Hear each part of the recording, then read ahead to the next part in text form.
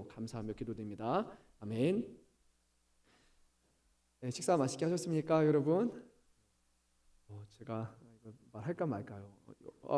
김밥에 여러분 소세지가 몇 개 들어가 있는지 아세요? 저희 교회 김밥에 하나 아닌가요, 그렇죠? 두 개인가요, 하나인가요? 하나 맞죠? 제가 오늘 제 앞에 있는 김밥이 두 개가 서 하나 열었는데 놀랍게 소세지가 두 줄이 있는 거예요. 왠지 모르게 먹었는데 이게 뭔가 만족감이 큰 거예요. 제가 그래서 우리 목사가 거짓말한다고 느낄 수 있어요. 제가 사진도 찍어놨습니다. 이따 보세요. 그래서 제가 평소보다 더 지금 힘이 있습니다. 이 소세지 두 줄이 주는 그런 힘이 있는 것 같아요. 오늘 이상하게 오늘 김밥이 너무 맛있어가지고 왜 이렇게 맛있지? 왜 이렇게 맛있지? 보니까 두 줄인 거예요.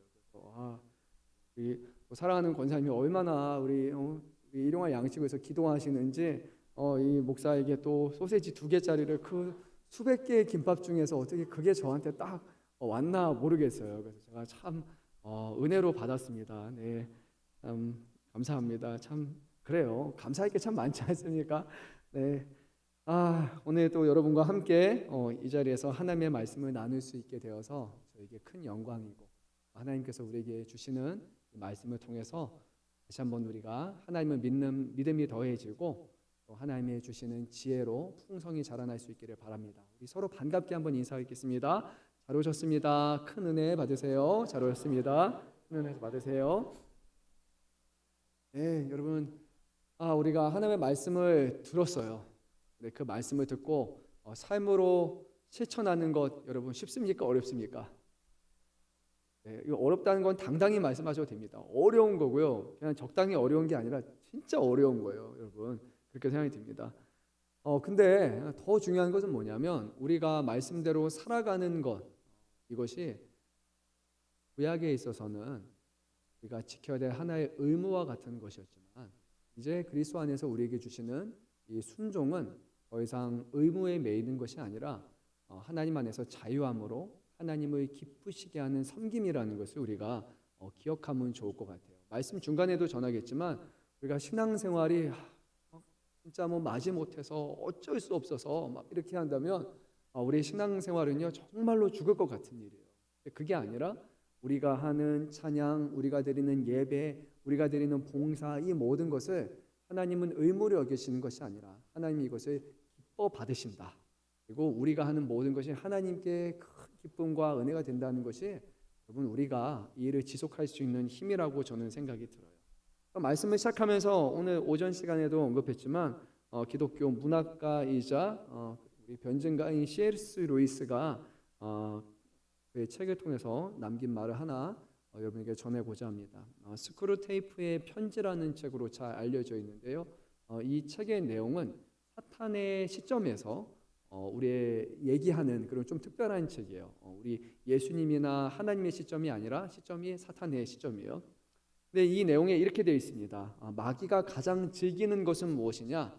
사람들이 끊임없는 규칙과 의식에 매달려서 그것이 본질인 줄 믿게 만드는 것이다. 왜냐하면 그렇게 하면 사람들의 시선은 자연스럽게 그리스도에게서 멀어지기 때문이다라고 얘기를 합니다. 여러분 좀 이해가 되셨습니까? 우리의 믿음의 대상은 예수 그리스도이십니다. 우리를 온전케 하시는 분은 그리스도이십니다. 근데 우리가 그리스도를 바라보고 그리스도 안에서 충만케 돼야 되는데 그리스도 안에서 하나와 연합과 사랑을 이루어야 되는데 우리가 그리스도를 보는 게 아니라 어떤 끊임없는 규칙을 이뤄나가야 되는 거예요. 이렇게 해야 된다, 저렇게 해야 된다, 저렇게 해야 된다라는 규칙을 하다 보면 그것을 지키다 보면 우리가 자꾸만 예수님을 보지 못하는 그런 함정에 빠지게 되는 겁니다. 이 말은 단순한 문학적 상상이 아니라 우리의 신앙의 현실을 아주 날카롭게 꿰뚫는 통찰입니다. 우리는 때로 규칙과 전통을 붙잡고 안심하려 하는 그런 경향이 있어요. 이거 해도 된다, 저거 하면 안 된다 라는 그것을 통해서 내가 믿음이 있는 사람인지 내가 어떤 신앙의 경륜에 이르는 사람인지 아니면 내가 어떻게 잘하고 있는지를 우리가 자꾸 평가받으려고 하거든요. 혹은 신비한 체험이나 우리 삶의 어떤 고행과 같은 그런 경험이 있어야지만 이게 정말로 검증받은 믿음이다라고 우리가 종종 그렇게 착각하기도 합니다. 하지만 C.S. 루이스가 지적하듯이 그 순간 우리가 어떤 경험이나 아니면 신비한 것에 눈을 돌리는 순간 우리는 본체 되시는 그리스도에게서 멀어질 수밖에 없습니다. 이 골로새서 2장에서 하시는 말씀이 바로 이것입니다. 그래서 오늘 우리가 나누는 이 말씀도요, 2장 16절에서 23절까지 똑같은 방식으로 우리를 경고하는데, 우리가 그림자를 바라볼 것이 아니라, 잡을 수 없는 그림자, 실체가 아닌 그림자를 바라볼 것이 아니라 참된 그리스도를 바라봐야 되고 그 안에서 자유를 누려야 된다고 말씀을 합니다. 그래서 오늘 말씀을 함께 나누되요, 이 말씀의 배경은 구약에 있었던 어떤 정결 예식과 같은 것을 여전히 1세기 당시에 지켜서 그 율법에 대한 순종과 어떤 예들을 통해서 우리가 경건하고 우리가 믿음이 있는 사람인 것처럼 말하는 그 사람들에 의해서 그것이 아니라 그리스도만이 본질이라고 가르쳤던 것처럼, 오늘 우리 말씀을 살펴보면서 과연 우리의 신앙의 본질이 어떤 행함에 있는 것인지, 의무와 규정 그리고 그런 것에 달려 있는지, 아니면 정말로 그 안에 담겨 있는 본질 되시는 그리스도를 붙잡고 그리스도를 향하고 있는지, 우리의 신앙생활을 한번 개인적으로 우리가 점검해 보는 시간을 가지면 좋을 것 같습니다. 자, 우리 한번 말씀을 읽도록 하겠습니다. 16절, 17절 말씀 함께 읽도록 하겠습니다. 그러므로 먹고 마시는 것과 절기나 초하루나 안식일을 이유로 누구든지 너희를 비판하지 못하게 하라. 이것들은 장래일의 그림자이나 몸은 그리스도의 것이니라. 아멘. 유대인에게 아주 중요한 것이 하나 있었는데요, 바로 음식법, 의식법이라고 하는 것이었고, 특별히 그 중에서도 음식과 관련된 규정들은요, 유대인들의 율법에 있어서 너무나 중요한 것이었습니다. 정한 것이 있고 또 뭐가 있습니까? 부정한 것이 있어요. 그렇죠? 이건 되고 저건 안 된다. 우리가 너무 좋아하는 것 중에 우리가 만약에 유대인으로 태어나면 먹을 수 없는 게 있어요. 삼겹살, 돼지와 관련된 근데 이제 돼지고기 좋아하시는 분들의 끝판왕은 제가 보니까 삼겹살 얘기 아니라 껍데기인 것 같아요. 그렇죠? 그 좋아하시는 분들이 계시더라고요. 예전에 한번 저희 청년분들하고 같이 홍천인가요? 그쪽에 한번 간 적이 있습니다. 기억나시죠? 우리 청년분들의 아픔의 순간이었어요. 거기가 국내 선교지로 처음 간 거였는데 힘들었거든요. 밤에 나가면 안 된다 그랬어요. 멧돼지가 돌아다녀서 돌아다니면 안 된다고 했고, 이 문 앞에 너무 벌레가 많다 보니까, 죄송해요 여러분, 그때 가셨던 청년분들 있죠? 거기 나방하고 벌레가 끊임없이 들어오니까 그 사이사이 문 앞에다가 다 요거 향을 피워야지만 막을 수 있는데, 아침에 가면 막 어마어마합니다. 그리고 잘 데가 없어요. 그래서 예배당에서 잤어요. 우리는 세회당에서 자고, 여성분들도 막 덥고 힘들어가지고 좀 어려웠던 시기였어요. 그래도 불구하고 국내 선교를 꼭 가자라는 그 마음을 가지고 갔었던 기억이 좀 있습니다.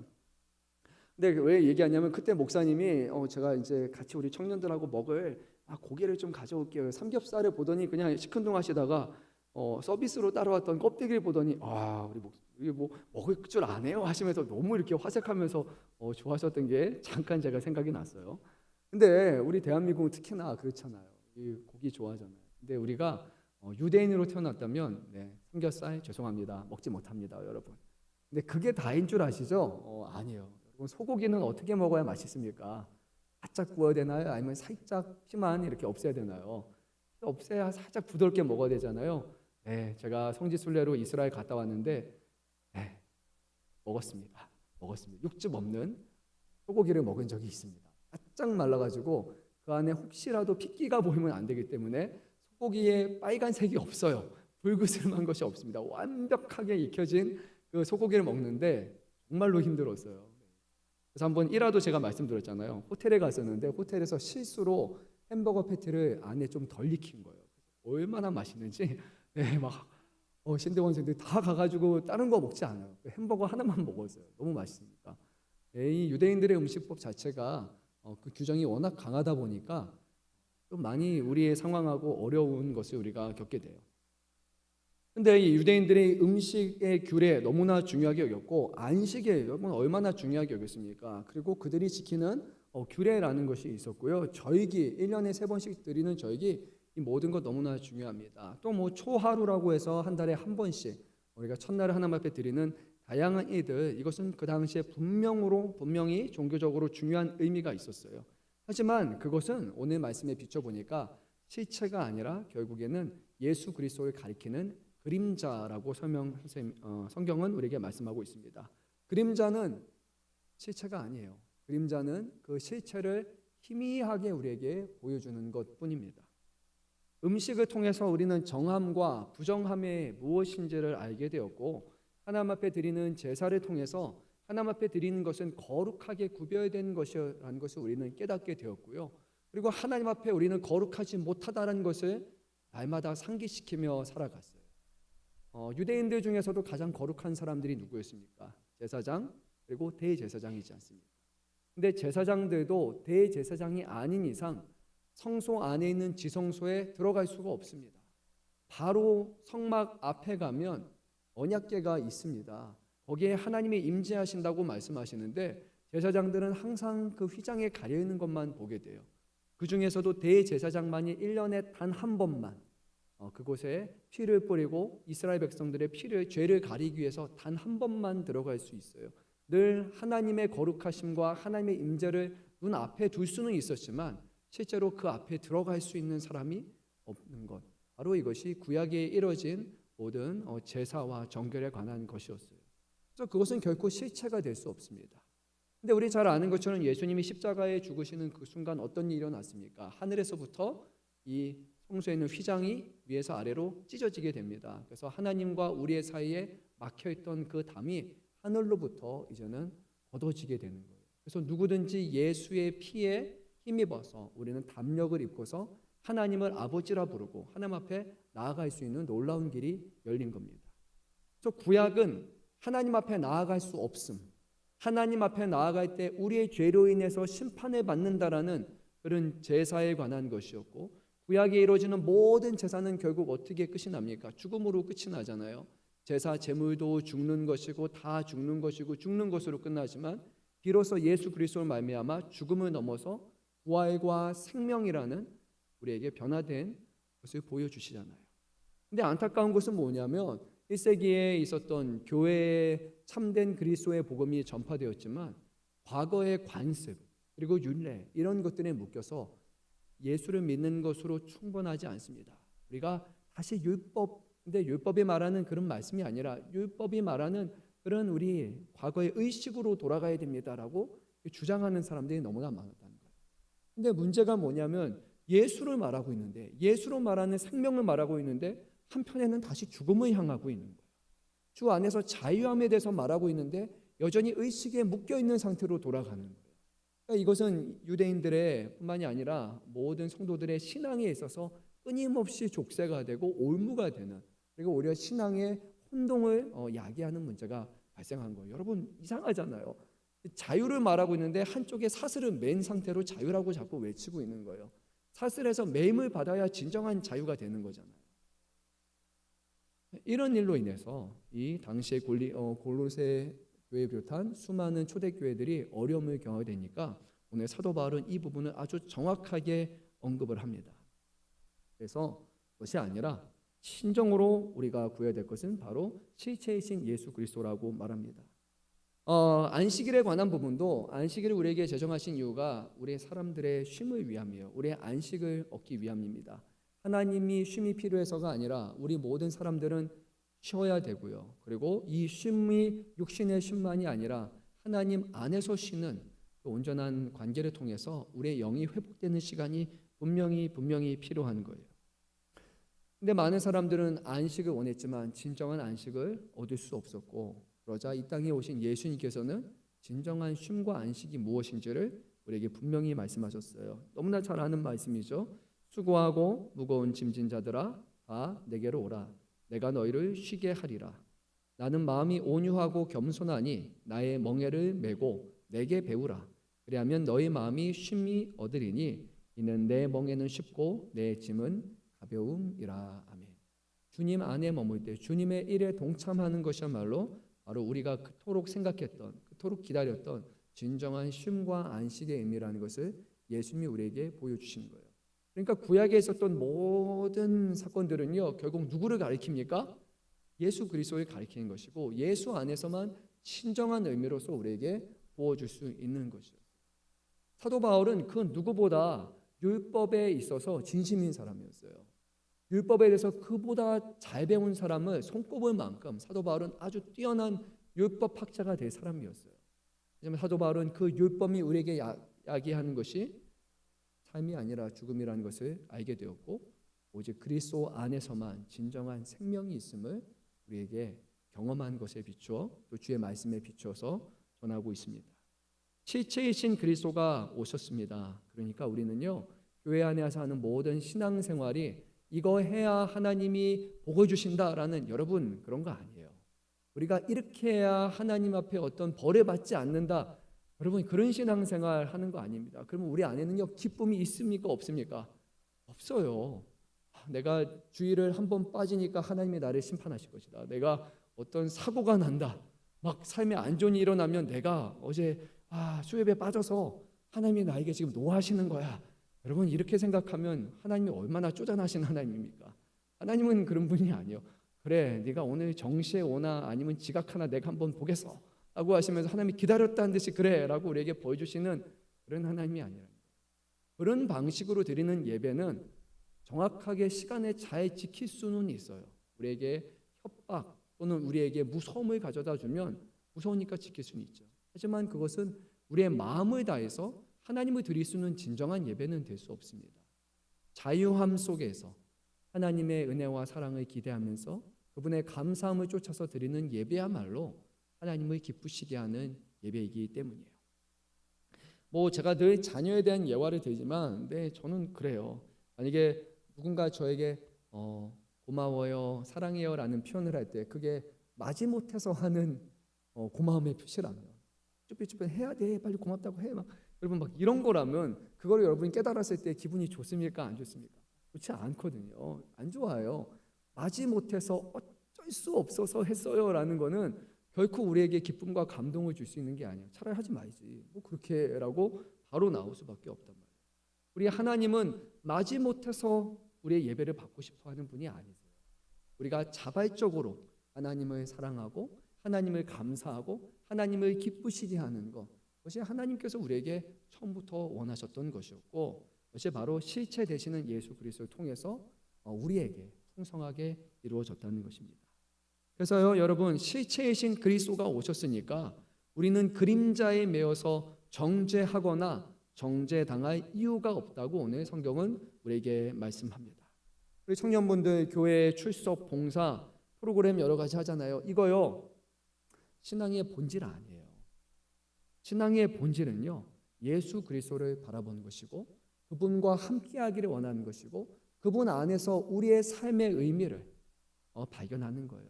그분 안에서 먹고 마시고 그분 안에서 기뻐하고 그분을 쫓는 것이고 그분을 알아가기를 원하는 것, 여러분 그것이 얼마나 귀한 것인지를 꼭 경험했으면 좋겠어요.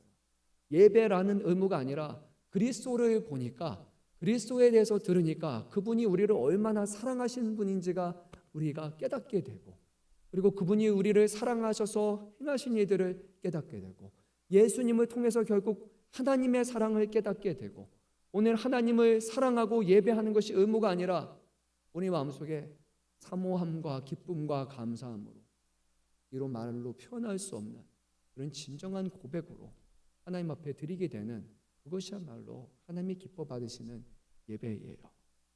우리 부모님들은 교회에 어쩌면 오래된 전통과 습관이 우리에게 있을 수도 있어요. 그것이 믿음의 절대적인 기준은 되지 않습니다.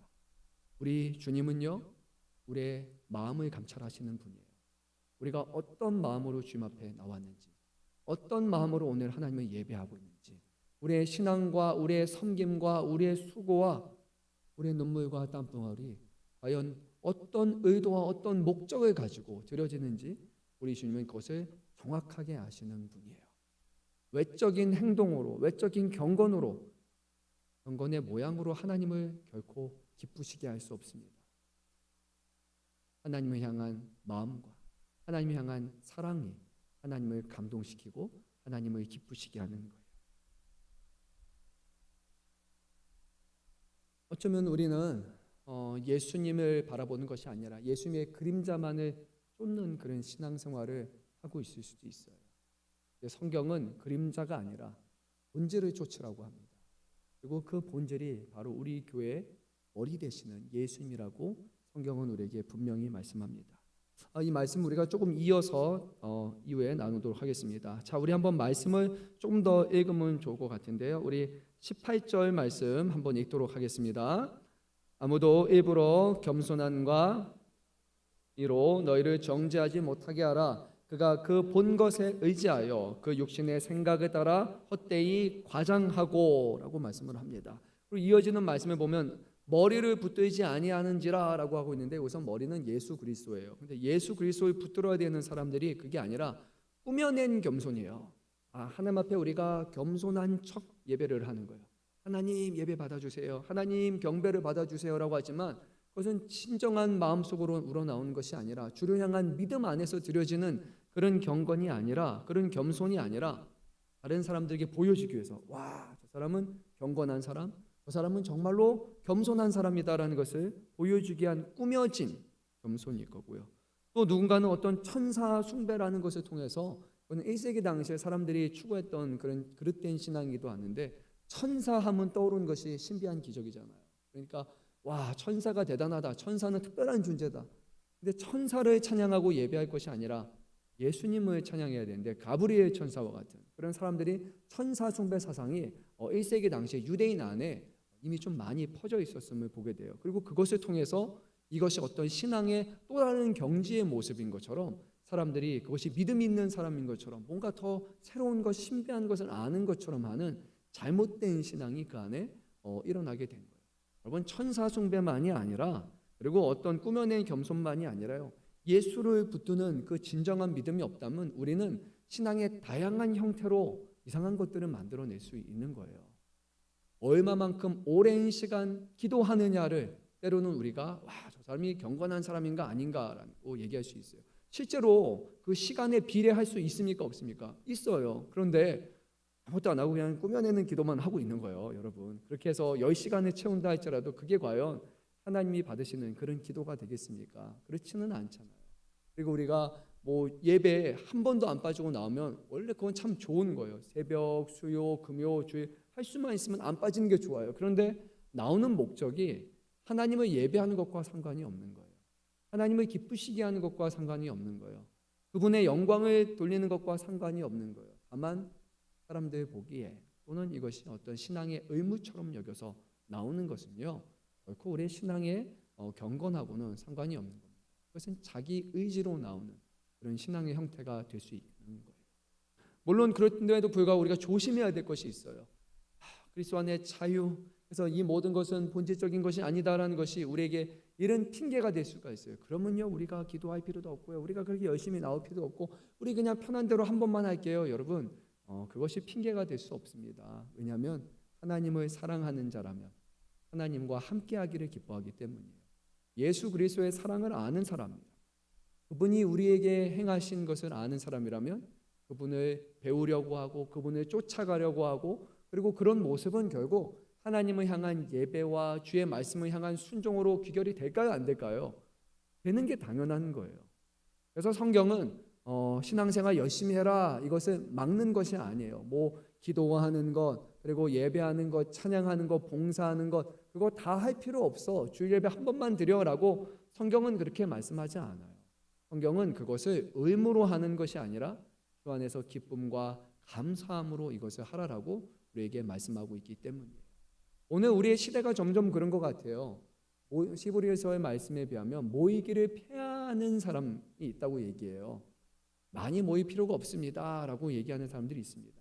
하지만 히브리서 말씀 10장에서는 그러지 않아요. 모이기를 피하는 자처럼 하지 말라라고 했어요.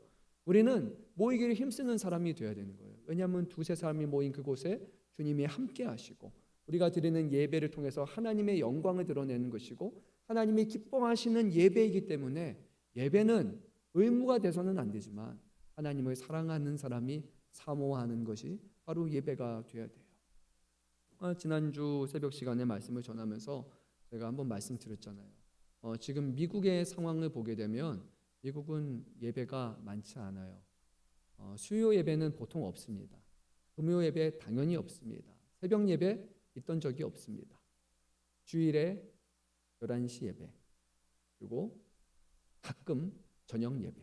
이게 이제 미국에서 드리는 예배의 일반적인 거예요. 그래서 미국에 있는 설교자들의 일주일 설교 횟수는 보통이 1회, 그리고 조금 많으면 2회로 알려져 있어요. 그나마 좀 열심히 있는 교회는 수요일에 모여서 수요 성경 공부, 요거 제외하면 미국은 보통 그렇게 하지 않습니다. 물론 그렇다고 해서 횟수가 적다고 해서 어쩌면 여러분들이 와, 미국에서 신앙생활 하면 괜찮겠네라는 그런 생각이 있어요. 그러면 뭐 이렇게 열심히 안 해. 와, 아니에요. 여러분 잘 알잖아요. 미국은 점점 예배를 줄어드는 순간 그 신앙 자체가, 청교도 신앙이 점점 사라지고 있는 것을 우리가 보게 돼요. 그나마 미국에 있는 남부에 있는 바이블 벨트라는 곳을 제외하고서는 대부분의 곳은 이제 신앙적인 부분이 많이 무너지게 됩니다. 그럼에도 미국에 있는 남부의 장점은 뭐냐면, 제가 다녔던 고등학교, 거기에 이제 유치원부터 킨더가든부터 다 있어요. 거기서 대학원 박사까지 다 되는 엄청 큰 이제 학교였는데, 거기는 매일마다 채플이 있습니다. 그리고 채플을 제대로 드려요. 앞에서 준비된 목사님들이 50분, 40분씩 설교 다 하고 찬양 모든 거 있어서 매일매일 하루도 빠지지 않고 다 합니다. 심지어는 월, 화, 수, 목, 금, 토, 주일까지도 예배를 저희는 다 드리고요. 그리고 나서 저녁이 되면 이 기숙사에서 9시 방송이 딱 떨어지고 나면 방별로 다 흩어져 가지고 다 기도회를 합니다. 저는 이제 고등학생이었고, 이제는 고등학교 기숙사는 없어졌어요. 고등학교 기숙사는 없고, 그리고 고등학생과 그리고 거기 있는 대학생이었는데 저희 룸메이트는 신학생이었어요. 그리고 저희 방 건너에 있는 대학원생인 또 다른 신학을 하시는 분, 이렇게 다양한 분들이 있어가지고 같이 거기서 서로 기도하는 그런 교제 시간을 저는 감사하게도 매일 저녁마다, 그리고 낮에는 예배, 그리고 저녁에는 기도회를 맨날 했던 그런 좋은 기억이 있습니다. 하나님을 사랑하는 사람이라면 모이기를 힘쓰는 것이 당연한 것이에요. 그곳에서 하나님의 역사를 우리는 보게 되는 것이에요. 오늘 오후에 오신 분들은 그래도 제가 보기에 그런 소망과 그런 마음을 가지고 오신 분인 것 맞죠, 여러분? 오늘 의무로 오신 분 한번 손 한번 들어볼까요? 네, 마음속에 손을 들고 싶은데 차마 들지는 못한 분도 있을 텐데, 지금까지 의무로 오셨다면요, 여러분 의무로 오시지 않았으면 좋겠어요. 의무로 오는 것은 몇 번은 되지만 금방 나가 떨어질 수밖에 없어요. 물론 부모님이 옆에서 눈을 딱 이렇게 보고 있다면, 또 옆 사람의 눈초리가 강하다면 조금 더 버틸 수 있겠지만, 예배를 드렸는데 기쁜 마음으로 끝마치는 것이 아니라, 감사함으로 끝마치는 것이 아니라, 오늘 예배 끝냈다, 오늘 예배 해냈다, 오늘 막 예배 승리했다. 여러분 이거 좀 이상한 표현이잖아요, 그렇죠? 예배 승리가 아니라 예배의 은혜를 누렸다고 해야 되는데, 이게 하나의 의무가 된 그런 신앙생활이 좀은 우리 안에도 발생할 수 있다라는 거예요. 어떤 꾸며진 겸손, 천사 숭배라는 그런 가짜가 아니라, 형식과 모양으로 되는 것이 아니라 진정으로 우리 안에 새 소망 주시고 삶의 진정한 기쁨을 주시는 예수를 더 알아가는 것, 예수를 붙드는 것이 우리가 진정으로 예배를 드릴 수 있는 길이라는 것을 오늘 성경은 분명히 말씀합니다. 그래서 19절에서 이렇게 말씀하는데요, 우리 한번 읽어보도록 하겠습니다. 머리를 붙들지 아니하는지라 온몸이 머리로 말미암아 마디와 힘줄로 공급함을 받고 연합하여 하나님이 자라게 하심으로 자라나느니라. 아멘. 우리가 어디로부터 힘을 받는다고요? 그 시작은 머리로부터, 온몸이 머리로부터 말미암아 마디와 힘줄을 공급을 받는 겁니다.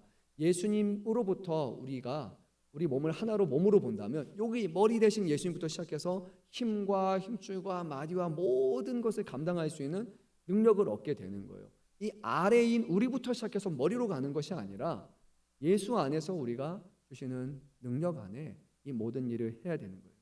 우리의 신앙이 어려움을 처할 때가 분명히 있잖아요. 그리고 교회 안에서 하는 수고와 봉사가 어려울 때가 있잖아요. 그러면 여러분 우리가 어디를 봐야 되는 거예요? 머리 되시는 예수님을 바라봐야 되는 거예요. 그리고 그분을 알기 위해서 힘써야 되는 것이고, 그분이 우리에게 무엇을 말씀하고 있는지에 대해서 우리가 말씀을 통해서 구해야 되는 것이고요. 그리고 그분이 우리에게 행하신 일들이 무엇인지를 우리가 이 말씀을 통해서 바라볼 때, 그 말씀이 우리 안에 문자로 끝나는 것이 아니라 우리의 생명이 되어서 우리 안에 살아계시는 예수 그리스도를 우리는 경험할 수 있는 겁니다. 교회의 힘은 어디 있다고요? 예수 그리스도에 있다라는 것을 여러분 기억해야 됩니다. 결코 우리의 힘, 우리의 의지 맞아요, 아니에요? 아니에요. 절대 아닙니다. 우리는 머리로부터 힘을 공급받는 것이에요. 그럴 때 비로소 우리가 연합할 수 있게 됩니다. 그리고 하나님이 우리를 자라나게 하시는 겁니다. 내 의지와 내 노력으로 일어서서 다가다 보면 나는 이만큼 달려갈 수 있고 나는 저만큼 했을 수 있지만요, 연합이 되지 않아요. 마디가 결합이 되지 않아요. 한 분 되시는 예수님 안에서 한 마음을 품고 행하는 것이 아니기 때문이에요.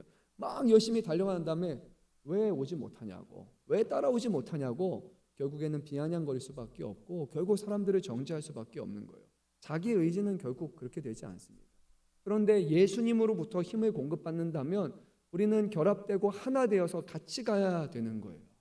넘어진 자를 일으키는 것, 그리고 마음이 아픈 자를 위로하는 것, 우리의 자기의 믿음으로 다른 사람들을 판단하는 것이 아니라 그 사람을 붙들고 세워서 함께 갈 수 있는 것, 바로 예수를 온전히 붙들 때, 그분을 통해서 우리가 힘을 공급받을 때만 우리에게 이루어지는 것이라고 성경은 우리에게 분명히 오늘 말씀하고 있습니다. 조심해야 될 것이 있습니다. 참된 영성 머리로부터 옵니다. 그리스도부터 우리에게 오는 공급이 있고요, 우리에게 은혜 베푸시기 위해서 주시는 놀라운 일들이 있어요. 그래서 우리 개혁주의 전통에서 오랫동안 은혜의 방편, 은혜의 수단이라고 알려진 것이 몇 가지가 있습니다. 첫 번째는 말씀이에요, 그렇죠? 그리고 두 번째는 성례라고 알려져 있어요.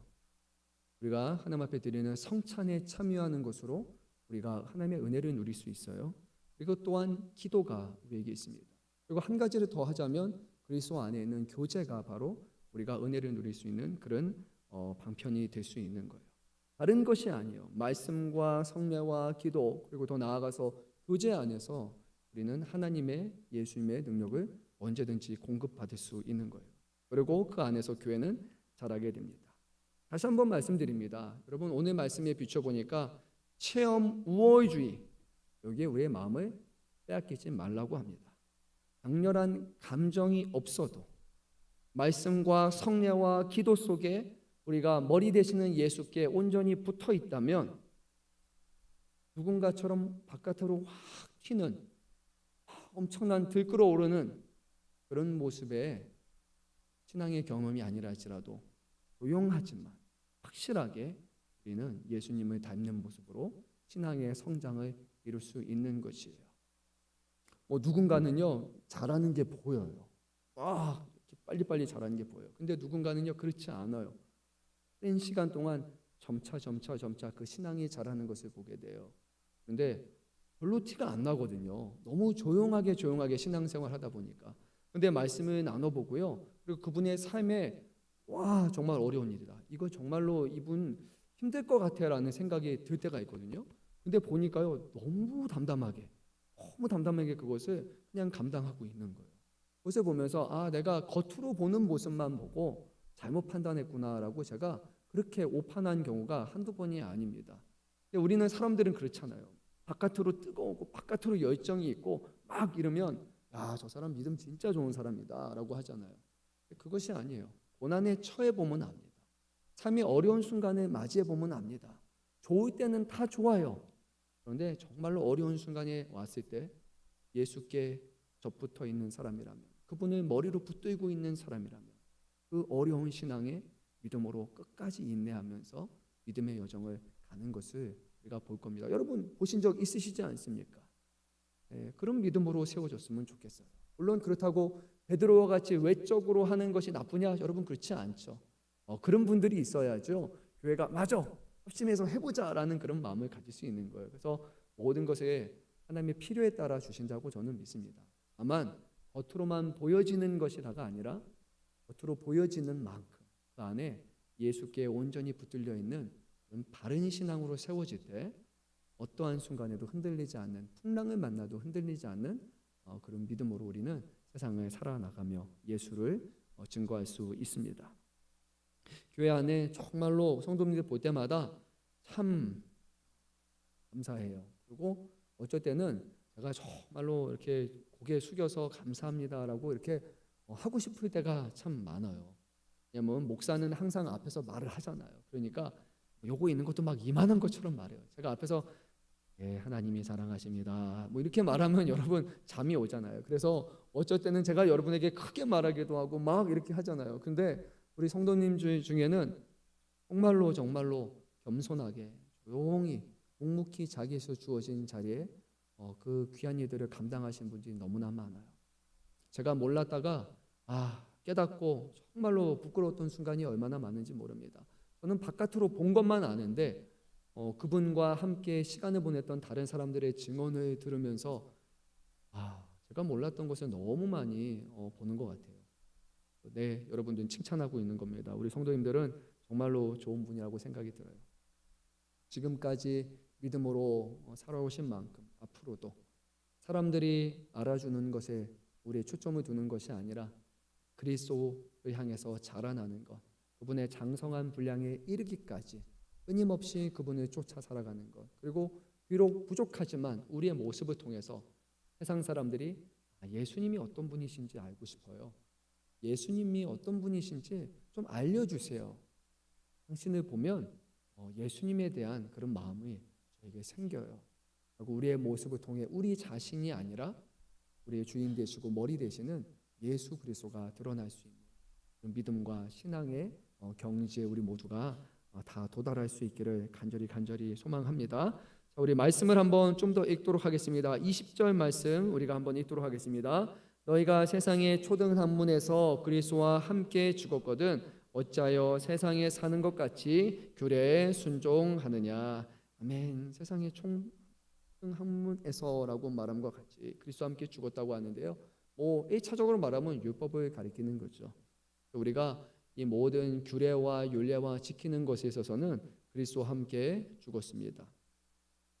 우리는 이런 규례에 순종하는 것이 아니라 예수께 순종하시는 것이고 예수님을 보내신 하나님께 순종하는 것이 우리의 삶의 목표가 되어야 되는 것이에요. 바울은 금욕주의를 이어서 경고합니다. 이어지는 말씀인데요. 21절에 붙잡지도 말고 맛보지도 말고 만지지도 말라라고 이렇게 얘기를 합니다. 사람들은 이거 하면 안 된다, 저거 하면 안 된다, 저것도 하면 안 된다. 하지 않는 것 통해서 우리가 얼마나 절제된 사람인지, 우리가 얼마나 규칙을 잘 지키는 사람인지가 이렇게 보여져요. 그러니까 그 모습을 통해 와, 저 사람 경건한 사람이다라고 그렇게 보일 수 있습니다. 근데 놀랍게도 오늘 성경은 우리에게 다른 말씀을 합니다. 여러분 한번 23절 말씀 읽도록 하겠습니다. 이런 것들은 자의적 숭배와 겸손과 몸을 괴롭히게 하는 데는 지혜 있는 모양이나 오직 육체를 따르는 것을 금하는 데는 조금도 유익이 없느니라.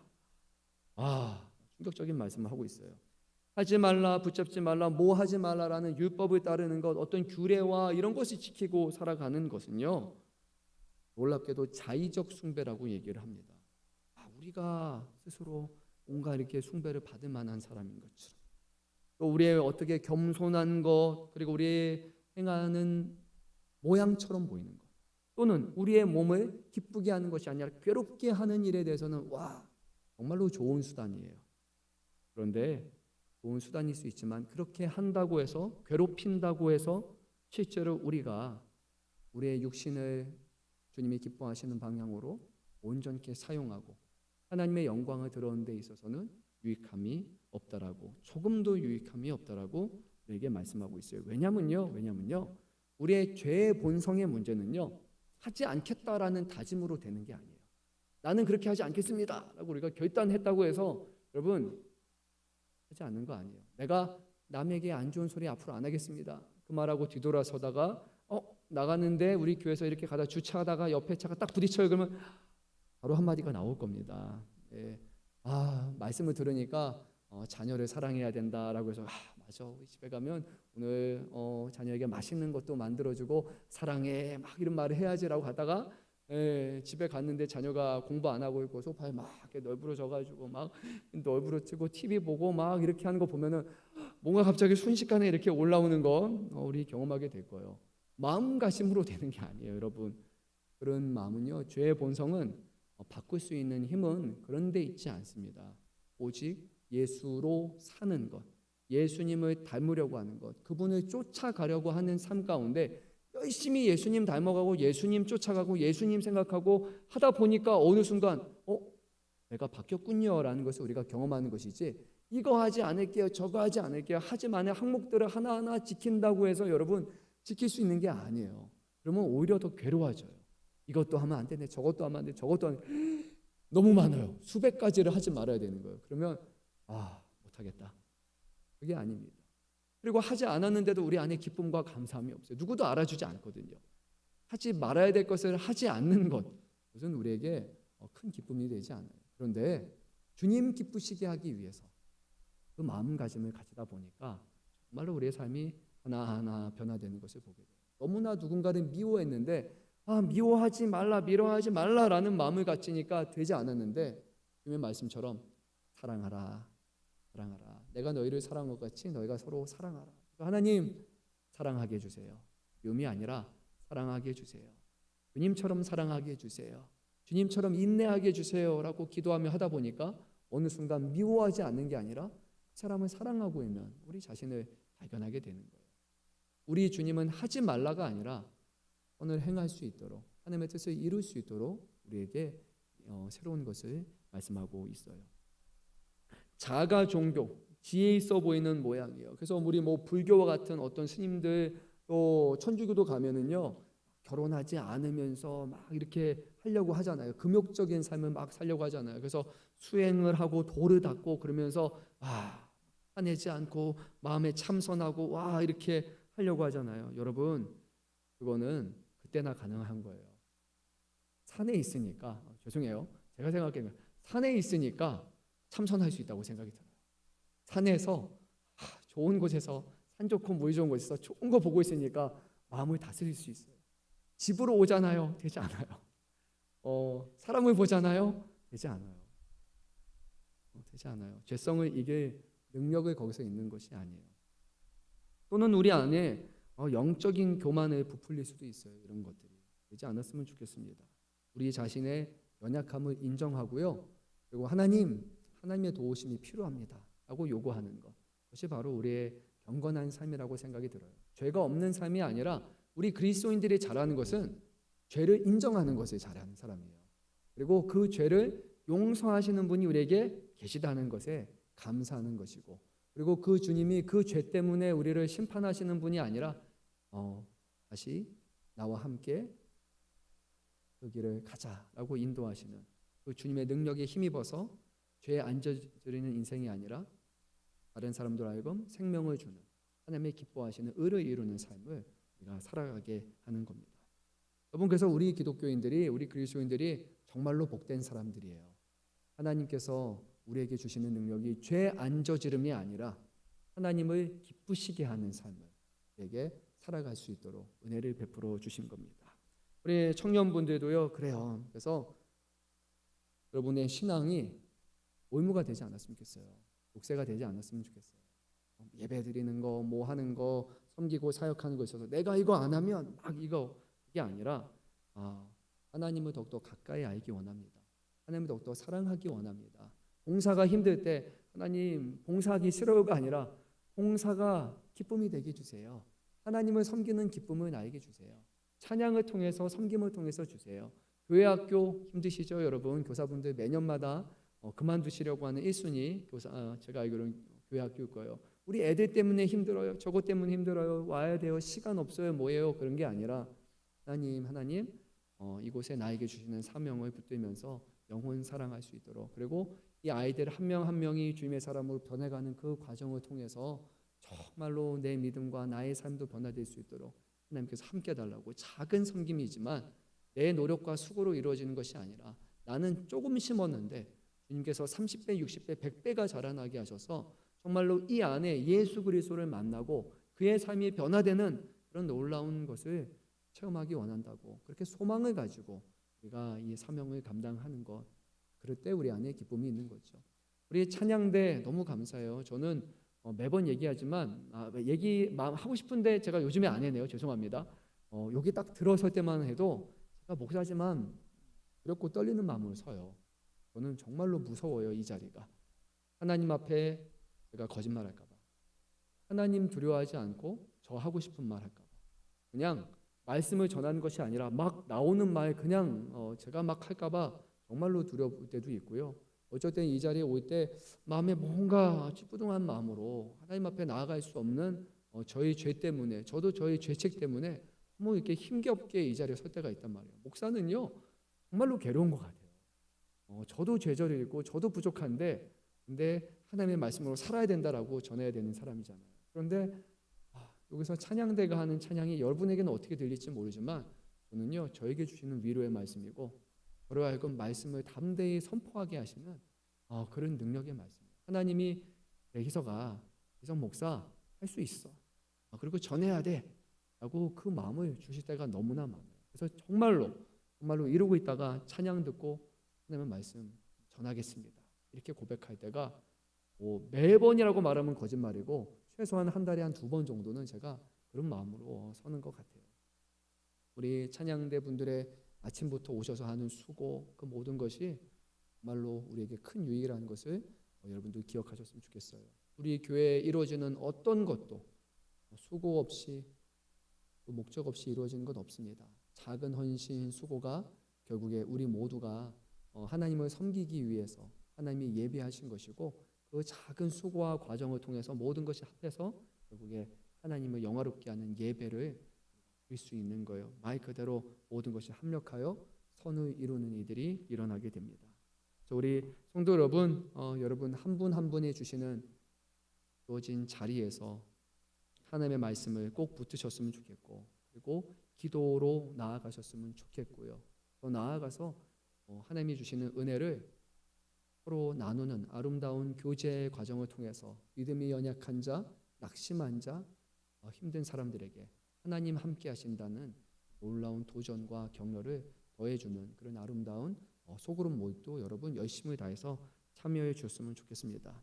어쩌면 세상에서 오늘날 우리에게 좀 혹하는 것은 기적이 나타나는 거, 그리고 막 갔을 때 들어가는 순간부터 짠 이런 선율 하나 때문에 마음이 막 뭔가 오늘 하나님 앞에 찬양하고 싶어, 예배하고 싶어라는 그런 감정적으로 우리에게 그런 것들을 고조시키는 그런 찬양이나 그런 집회가 많죠. 오늘 막 찬양의 박자를 빨리 해서 우리 안에 어떤 막 이렇게 흥분을 조장해서 하는 그런 것들도 있을 거예요.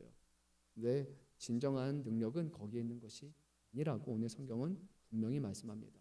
초대교회 어떤 악기로 하나님 예배했을까요, 여러분? 풀세션을 가지고 그리고 잘 갖춰진 찬양대를 통해서 하나님을 예배했을까요? 그렇죠? 네. 한 10명 남짓 되는 사람들이 모여서 어떤 찬양을 했겠습니까? 그런 찬양이 없어도 괜찮아요. 하나님을 예배하는 데는 전혀 부족함이 없습니다. 뛰어난 설교자가 있어서, 그리고 여기 이렇게 강대상이 있어서 잘 갖춰진 환경이 있어가지고 와 우리가 정말 믿음하기 너무 좋다, 그렇지 않습니다.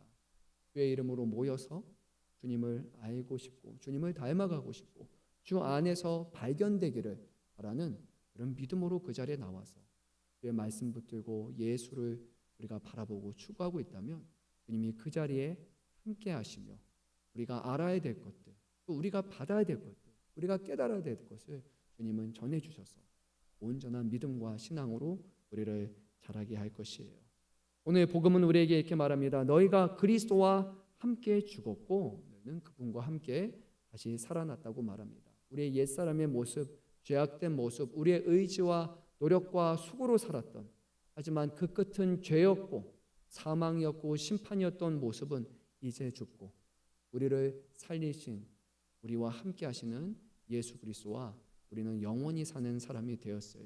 우리는 그리스도 안에서 자유를 얻었고 그리스도 안에서 우리는 힘과 능력을 얻었기 때문에 여러분 오늘 누구 바라보셔야 됩니까? 예수 그리스도를 바라보시고 그분을 붙드시기 바랍니다.